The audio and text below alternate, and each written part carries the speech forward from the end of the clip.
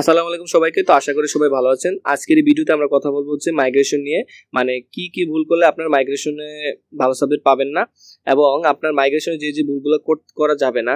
এবং আরেকটা বিষয় হচ্ছে যে মাইগ্রেশনে কি আপনি ভালো সাবজেক্ট পাবেন, বা আপনার মাইগ্রেশন কি বন্ধ করা উচিত, কি মাইগ্রেশন বন্ধ করবেন না, এটা কিভাবে আপনারা বুঝবেন। তো আজকের এই পুরো ভিডিওতে আমরা এই মাইগ্রেশন নিয়ে আলোচনা করব। তো দেখেন, মাইগ্রেশন বিষয়টা তো অবশ্যই আপনারা জানেন অলরেডি। মাইগ্রেশন বিষয়টা হচ্ছে যে আপনি একটা সাবজেক্টে অলরেডি প্রাথমিক ভর্তি আছেন, তারপর পরবর্তী মিনিটে আপনি যদি মাইগ্রেশন চালু রাখেন তাহলে আপনার চয়েস লিস্টের উপরের দিকে যেতে থাকবে। ধরেন আপনি 68 নাম্বার সিরিয়ালের সাবজেক্টের চান্স পাইছেন প্রথম মিনিটে, আপনি মাইগ্রেশন অন রাখছেন, এখন দ্বিতীয় মিনিটলি যদি দেয় তখন আপনার কি হবে, প্রথম মাইগ্রেশন হবে। সো ওই ক্ষেত্রে আপনার হয়তো দেখা যেতে পারে আপনার 25 নাম্বার যে সাবজেক্ট উপরের দিকে সেই সাবজেক্টটা এসে গেল। সো আপনি ধরেন প্রথম ছিলেন ওশানোগ্রাফিতে, এখন দেখা গেল কি আপনার 25 নাম্বার সাবজেক্ট হচ্ছে ধরেন মেকানিক্যাল ইঞ্জিনিয়ারিং। সো ওই হিসেবে ওইটা চলে আসতে পারে। ঠিক আছে, এটা হচ্ছে মাইগ্রেশন। আর মাইগ্রেশন কখনো নিচের দিকে যায় না, মানে আপনার এমন হবে না যে আপনি প্রাথমিক ভর্তি যেটা হয়েছেন ওইটার ওই সাবজেক্টের আপনার যে চয়েস লিস্টটা আছে, ধরেন আপনি 100টা সাবজেক্ট চয়েস দিচ্ছেন, 100টা সাবজেক্ট চয়েস দিচ্ছেন, তো সেই ক্ষেত্রে আপনি প্রথম মেরিট লিস্টে 68 নাম্বার সাবজেক্টটা পাইছেন। এখন মাইগ্রেশন হলে আপনার কখনোই এটা নিচের দিকে যাবে না, অবশ্যই উপর দিকে যাবে। সো 68 থেকে চিন্তা করলে এটা প্রথম কমতে থাকবে, যে 67, 66, 65, 64, 60, এভাবে যেতে যেতে একদম যদি শেষ পর্যন্ত যেতে পারেন তাহলে আপনার 1 নাম্বার যে সাবজেক্ট চয়েস দিয়েছিলেন সেটা আপনার আসতে পারে। তো এটা হচ্ছে মাইগ্রেশনের প্রসেসটা।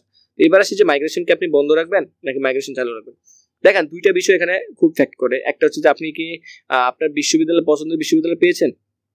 যদি আপনার উত্তর হয় হ্যাঁ, তাহলে আপনি এটার ক্ষেত্রে একটা উত্তর ইউজ করতে পারেন। আর যদি আপনার উত্তর হয় আপনি কি পছন্দের সাবজেক্ট পেয়েছেন, যদি আপনার উত্তর হয় না, তাহলে আপনার ক্ষেত্রে উত্তরটা হবে আরেক রকম। এখন আমি প্রথমেই দুই ধরনের উত্তরটা বলে দিই। একটা হচ্ছে যে যারা আপনারা আবেদন করছেন, দুই ধরনের পাবলিক সেখানে আবেদন করছে। একটা হচ্ছে যে আপনার ভার্সিটিকে গুরুত্ব দিয়ে আবেদন করছে, যেমন ধরেন আপনার বাড়ি হচ্ছে বরিশাল, তো আপনি বরিশাল বিশ্ববিদ্যালয়ের সাবজেক্টগুলোকে প্রথম রেখে দিয়েছেন। হ্যাঁ, প্রথম 1 থেকে 20 যে চয়েস লিস্ট ওইটা বরিশাল বিশ্ববিদ্যালয় দিচ্ছেন, তারপরে বাকি আর দু একটা অ্যাড করছেন। এটা হচ্ছে একটা বিষয় যে ভার্সিটিটাকে মেইন দিয়ে তারপর আমরা আবেদন করছি। আরেকটা হচ্ছে সাবজেক্ট, যে আপনার সিইসি সাবজেক্টটা অনেক পছন্দ, তো আপনি যতগুলো ভার্সিটি পাচ্ছেন সেগুলো সিইসি দিয়ে দিচ্ছেন 1 থেকে 20, তারপরে আপনার আইসিটি দিচ্ছেন, তারপর ধরেন মেকানিক্যাল দিচ্ছেন, এগুলো এইভাবে চয়েস লিস্ট দিচ্ছেন। সো আপনার হচ্ছে সাবজেক্ট চয়েস প্রেফারেন্স। তো আপনার যদি এখন আমি দুইটা বিষয় নিয়ে কথা বলি। একটা হচ্ছে আপনার যদি ভার্সিটি চয়েস থাকে, যে আপনি আপনার মন মতো ভার্সিটিতে সাবজেক্ট পেয়েছেন, যেমন ধরেন আপনি বরিশাল বিশ্ববিদ্যালয় হয়তো কোস্টাল যে সাবজেক্টটা আছে বা মৃত্তিকা বিজ্ঞান যে সাবজেক্টটা সেটা হয়তো বা পাইছেন। সো আপনি এখন চাইলে আপনি কিন্তু মাইগ্রেশনটা অফ করে দিতে পারেন। এখন মাইগ্রেশনের মধ্যে দুইটা অপশন থাকে, একটা হচ্ছে ইউনিভার্সিটি মাইগ্রেশন, একটা হচ্ছে সাবজেক্ট মাইগ্রেশন।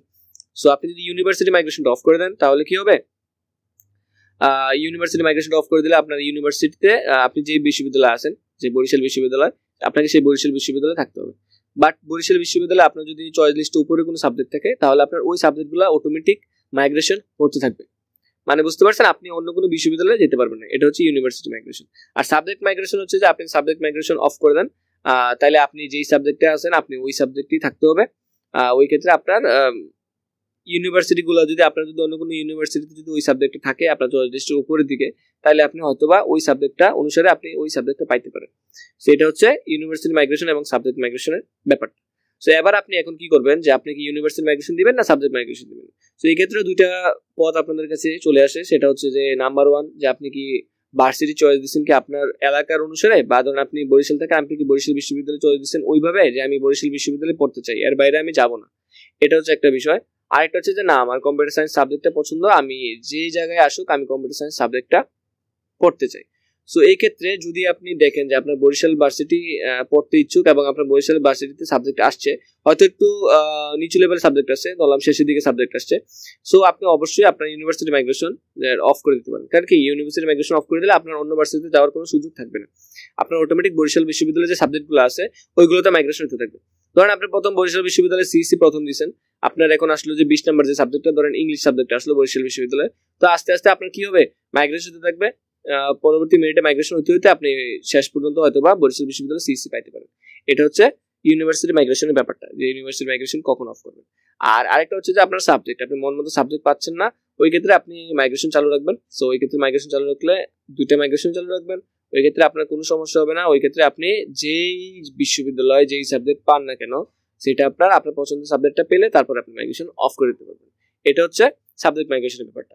সো এটাই ছিল আজকের ইউনিভার্সিটি মাইগ্রেশন এবং সাবজেক্ট মাইগ্রেশন নিয়ে আমার ছোট্ট একটা আলোচনা। তারপরে যদি আপনাদের ইউনিভার্সিটি মাইগ্রেশন এবং সাবজেক্ট মাইগ্রেশন নিয়ে কোনো প্রশ্ন থাকে অবশ্যই আমাকে কমেন্টে জানাবেন। আর গুচ্ছে নতুন সকল ধরনের আপডেট পেতে অবশ্যই আমার চ্যানেলটা সাবস্ক্রাইব করে রাখবেন। সকলকে ধন্যবাদ। আসসালামু আলাইকুম।